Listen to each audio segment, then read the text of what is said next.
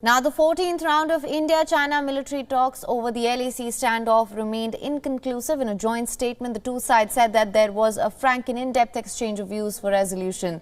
This comes after the last round of talks held in October ended in a stalemate.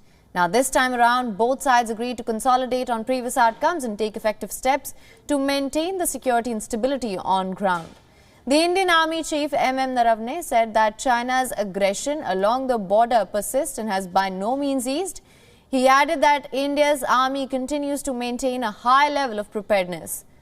Wang Wenbin, spokesperson of Chinese Ministry of Foreign Affairs, said that China and India are in dialogue through diplomatic and military channels to ease the situation at the border. Wenbin also accused the Indian side of making unconstructive remarks. The talks took place at the Chushul-Moldo meeting point on the Chinese side. The aim was to resolve the friction points in eastern Ladakh. India has continuously insisted on de-escalation in eastern Ladakh, especially in places such as Depsang and Nemchok, where massive military build-up still continues. Despite 14 rounds of talks between New Delhi and Beijing, both sides have so far failed to make a headway in the talks. And WION's principal diplomatic correspondent Sidhant Sibal sent us this report from New Delhi. Take a look.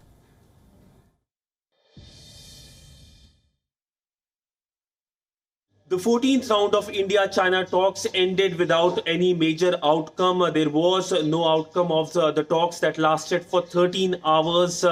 On Wednesday, there was a joint press statement that was issued by the two sides yesterday and talked about having further rounds of conversations and talks, the 15th round of military talks.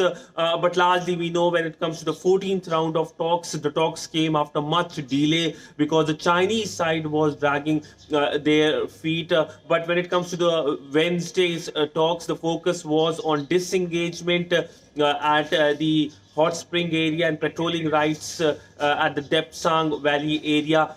We also know that when it comes to the dialogue, India was keen and is keen for a constructive dialogue. In fact, the Indian Army Chief earlier this week during his annual statement talked about how dialogue is the way forward, but also pointed out that India will firmly and resolutely deal with the Chinese PLA. But largely, if we look at what the Chinese have been doing, they have been aggressive when it comes to the situation at the line of actual control. They're continuing with their infrastructure building spree. The Chinese side have been indulging in provocative actions, including changing names of 15 places in the Indian state of Arunachal Pradesh. The Chinese embassy has written to Indian MPs for participating in the Tibet event. There was, of course, we know, the propaganda machinery releasing videos, and they continue to indulge in provocative actions as well. But largely, it looks like that this year could